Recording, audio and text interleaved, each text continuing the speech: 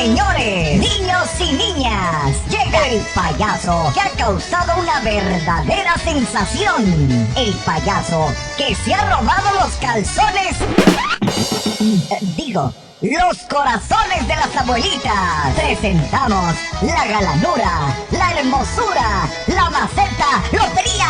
Acomódese en su lugar. Prepare sus cámaras. Queda con ustedes